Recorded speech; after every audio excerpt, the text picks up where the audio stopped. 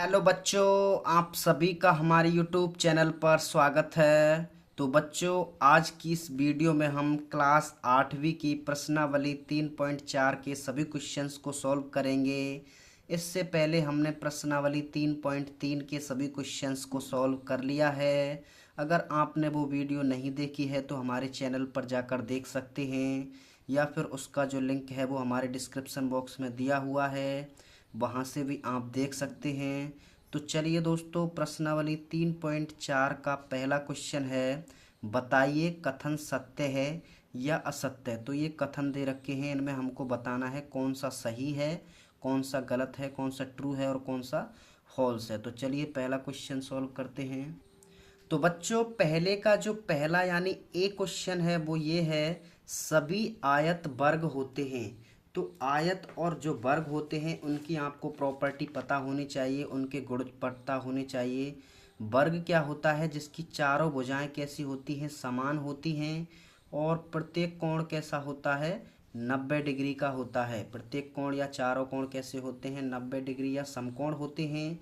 इसके अलावा जो विकर्ण होते हैं, इसके दो विकर्ण होते हैं और दोनों ही क्या होते हैं, समान होते हैं, और एक दूसरे को लंब समद्विभाजित करते हैं। मतलब लंब पर यानी 90 डिग्री पर क्या करते हैं, एक दूसरे को समद्विभाजित करते हैं। मतलब बराबर भी होंगे और 90 डिग्री का कोण भी बनाएंगे। इसके अलावा जो आयत होता है उसके क्या होते हैं, आमने सामने की भुजाएं क्या होती हैं, बराबर होती हैं, और इसका भी क्या होता है, प्रत्येक कोण 90 डिग्री का होता है। और इसके जो विकर्ण होते हैं वो 90 डिग्री पर नहीं काटते हैं, लेकिन समान भागों में विभाजित करते हैं।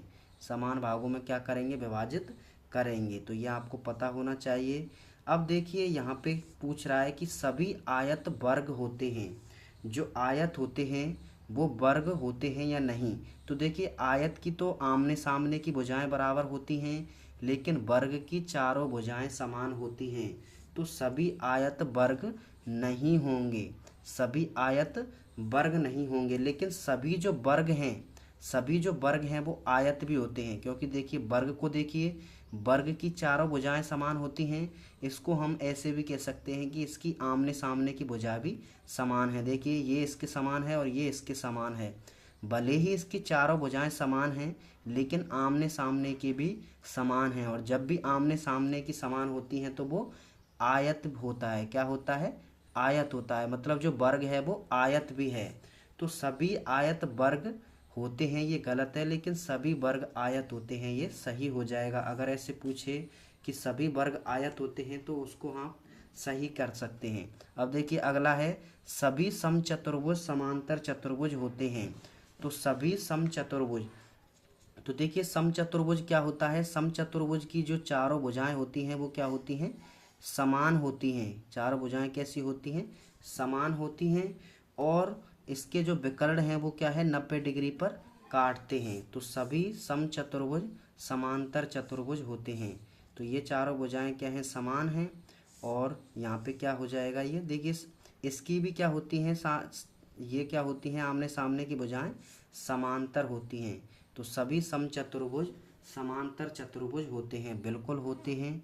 क्योंकि समांतर चतुर्भुज की परिभाषा क्या होती है कि इसके जो आमने सामने की भुजाएं होती हैं वो समांतर होती हैं। तो समचतुर्भुज में भी क्या होता है, समांतर ही होती हैं। तो ये भी क्या हो जाएगा, सत्य हो जाएगा। तो दूसरा क्या हो जाएगा, यहाँ पे सत्य हो जाएगा।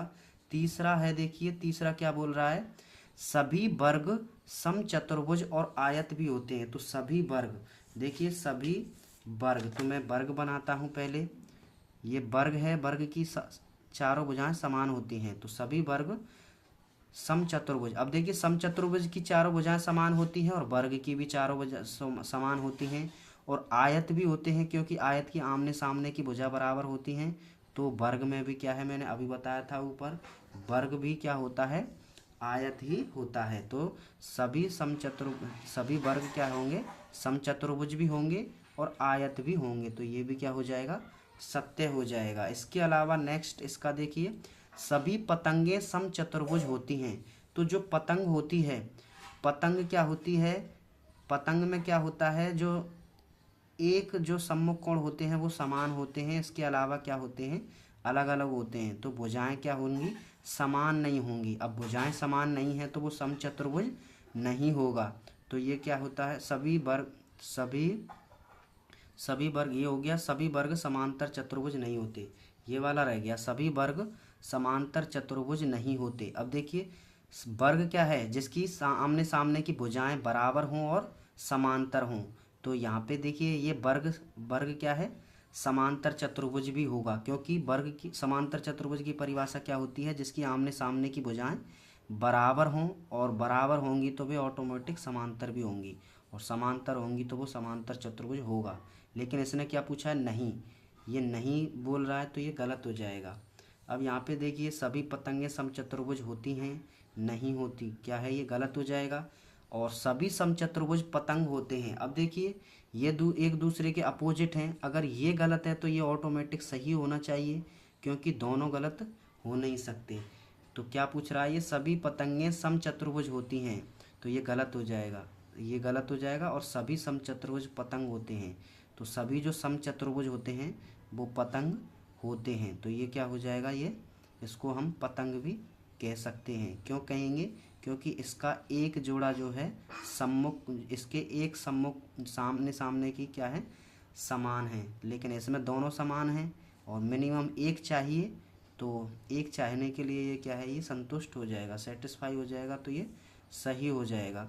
अब इसके बाद अगला है, सभी समांतर चतुर्भुज समलंब चतुर्भुज होते हैं। अब देखिए समलंब चतुर्भुज की क्या परिभाषा है, समलंब चतुर्भुज की परिभाषा है, इसका एक जोड़ा मिनिमम क्या है, एक जोड़ा समांतर होना चाहिए, एक जोड़ा समांतर होना चाहिए। अब दोनों समांतर हो जाए तो भी कोई बात नहीं है, लेकिन कम से कम एक जोड़ा तो समांतर होना चाहिए, तभी वो क्या होगा, समलंब होगा। और यदि दोनों समांतर हैं तो भी वो क्या होगा, समलंब होगा। तो सभी समांतर चतुर्भुज समलंब चतुर्भुज होते हैं, बिल्कुल होते हैं, सही हो जाएगा।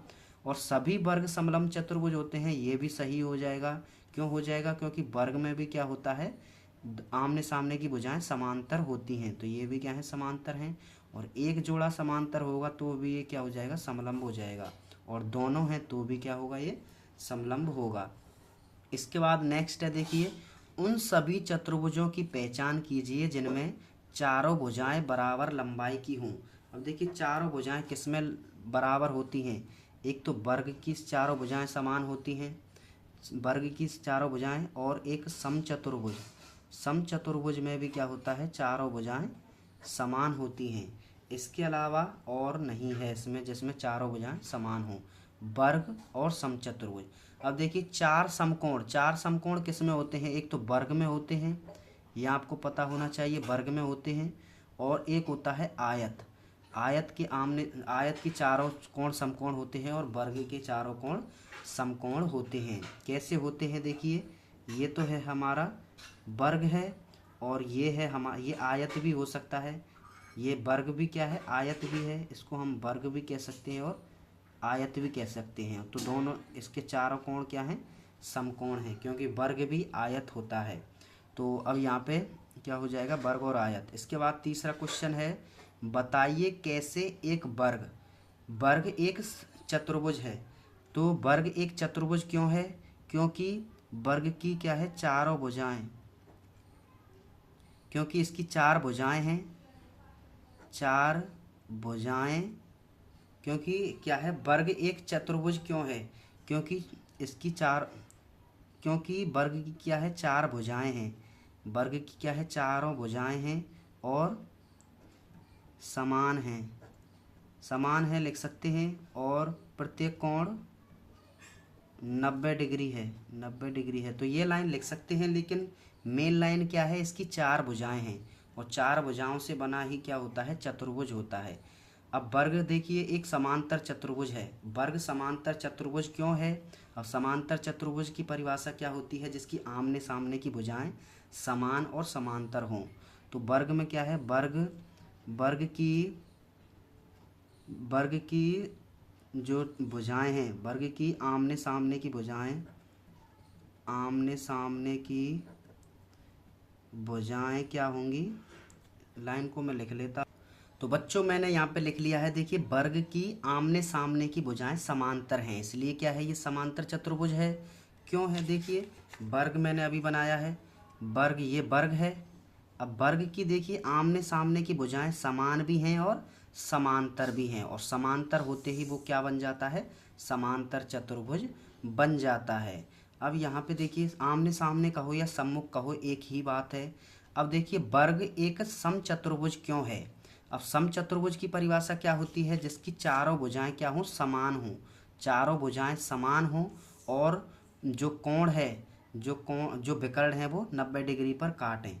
तो वर्ग देखिए वर्ग के भी जो विकर्ण हैं वो 90 डिग्री पर काटते हैं, 90 डिग्री पर काटते हैं वर्ग के विकर्ण, और समचतुर्भुज के विकर्ण भी क्या होते हैं, 90 डिग्री पर काटते हैं। तो दोनों की जो कंडीशन है वो अप्लाई हो रही हैं वर्ग में, तो ये समचतुर्भुज भी क्या हो जाएगा, वर्ग हो जाएगा। क्यों हो जाएगा, क्योंकि वर्ग की चारों भुजाएं समान हैं, एक तो चारों भुजाएं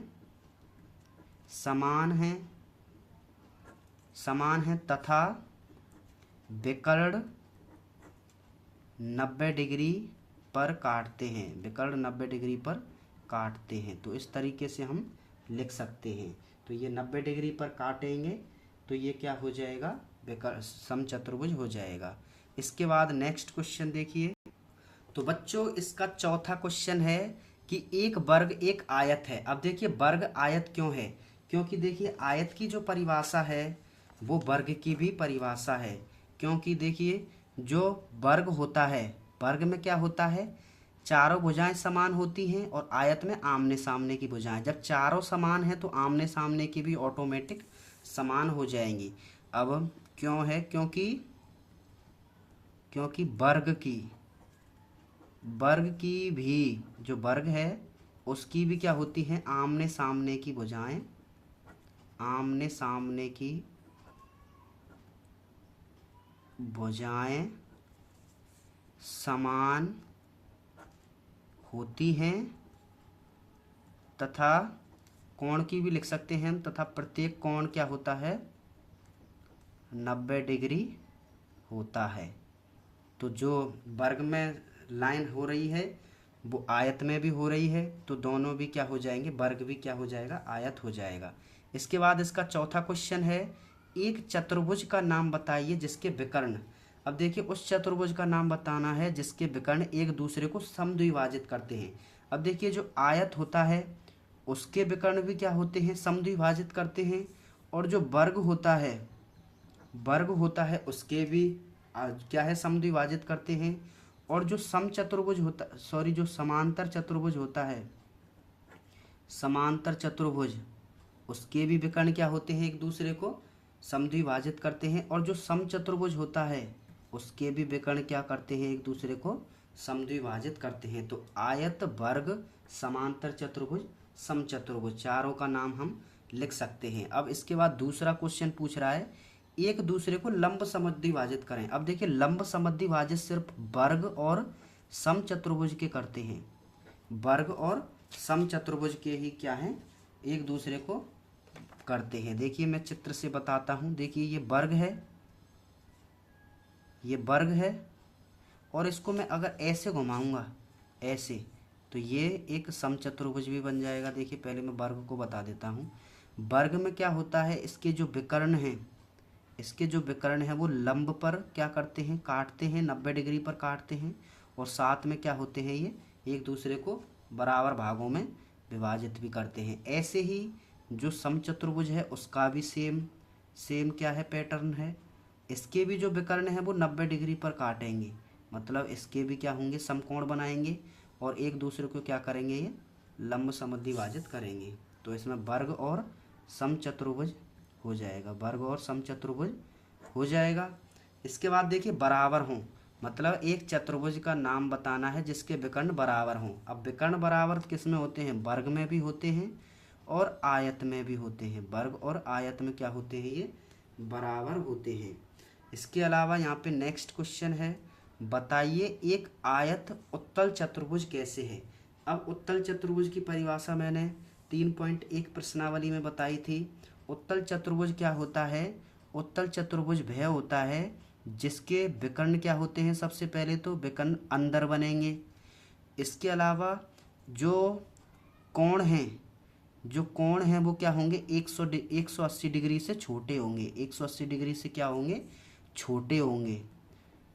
तो उत्तल चतुर्भुज हो जाएगा अगर 180 डिग्री से उसके सभी कोण क्या हैं, छोटे हैं। देखिए ये भी 90 का है, 90 का है, 90 का है, छोटे हैं सभी।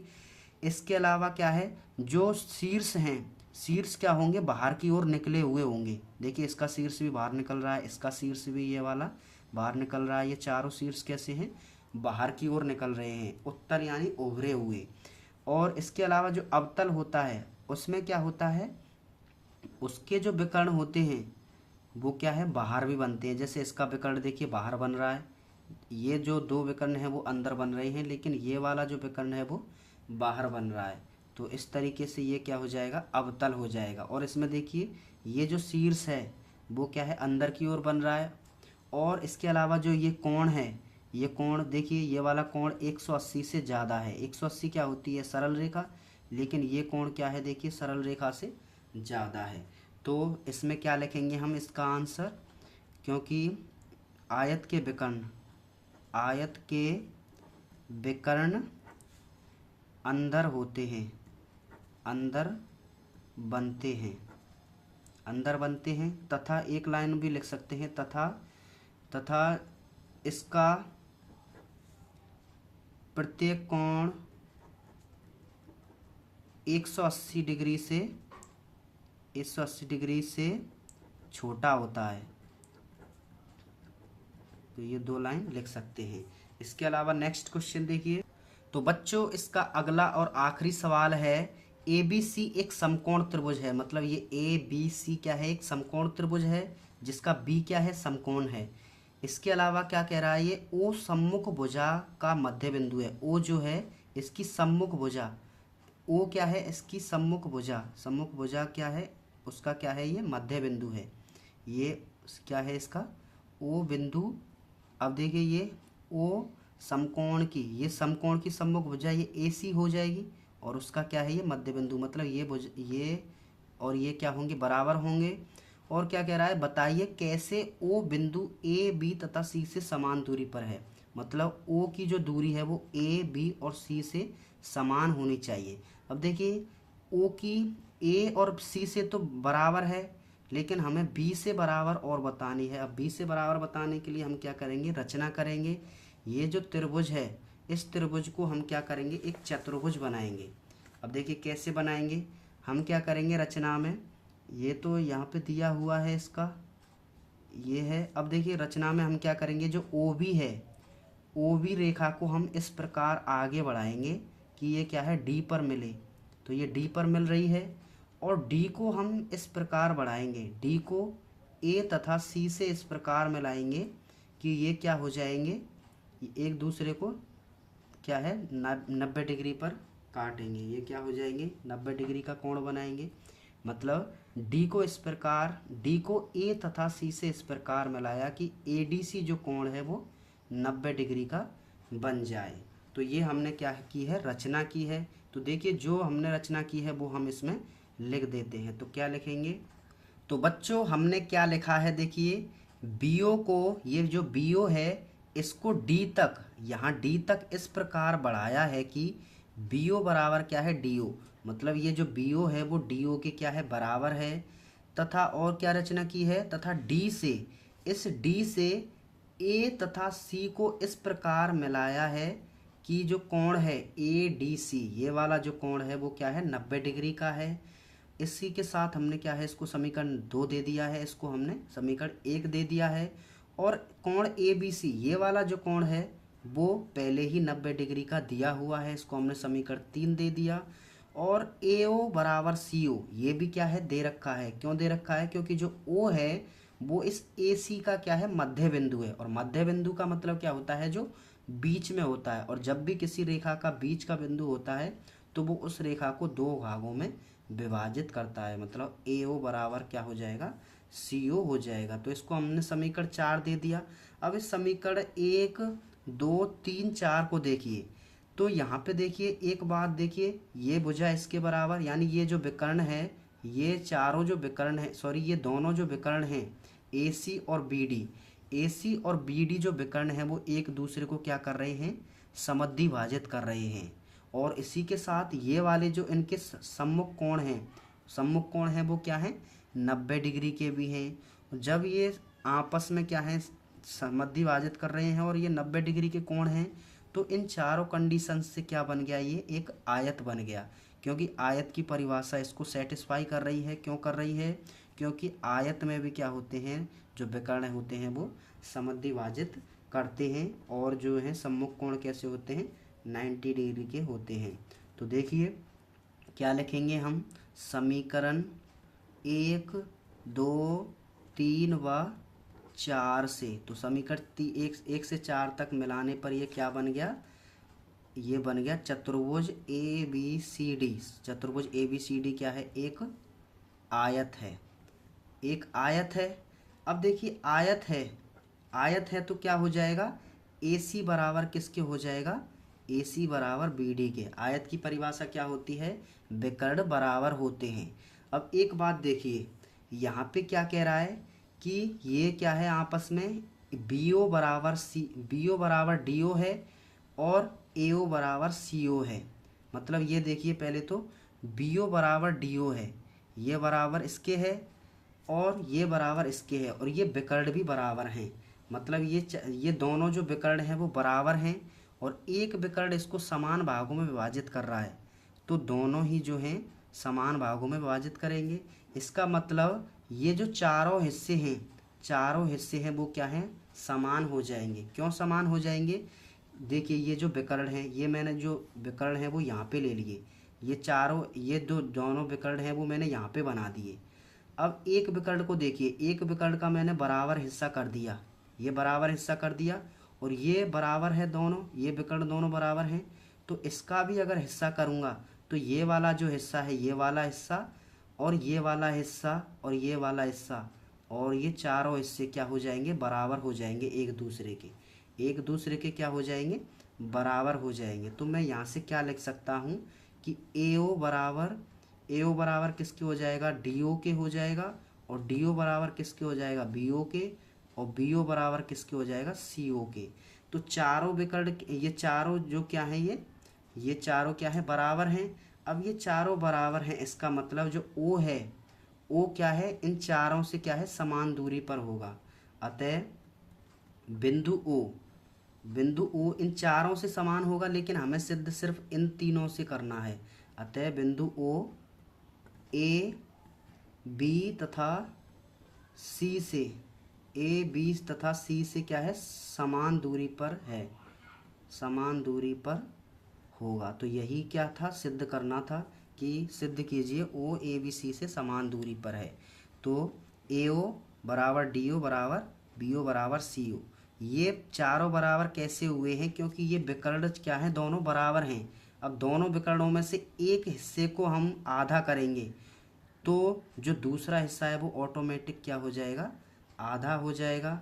क्योंकि देखिए ऐसे समझिए, ऐसे समझिए, देखिए ये पूरी भुजा 2 की है और ये पूरी भुजा कितनी है, ये भी 2 की है, क्योंकि दोनों विकर्ण बराबर हैं। ये 2 की हैं, मैंने इसको क्या है, एक एक में विभाजित कर दिया, एक एक में विभाजित कर दिया, तो ये भी क्या है, आपस में विभाजित हैं, तो इसको भी क्या है, ये भी क्या है, एक एक में विभाजित होंगी। तो ये एक एक एक, मतलब चारों बराबर हो गई, चारों बराबर हो गई। इसका मतलब वो जो है तीनों से क्या होगा, समान दूरी पर होगा। तो आई थिंक आपको ये क्वेश्चन समझ में आया होगा, और इसके सभी क्वेश्चन समझ में आए होंगे। वीडियो पसंद आई है तो वीडियो को लाइक कर देना, दोस्तों को शेयर कर देना। चैनल पर नए हैं तो चैनल को सब्सक्राइब करके बेल आइकन को प्रेस कर लेना, ताकि जैसे ही वीडियो अपलोड होगी तो आपके जो है नोटिफिकेशन आ जाएगा। मिलते हैं नेक्स्ट वीडियो में, तब तक के लिए धन्यवाद।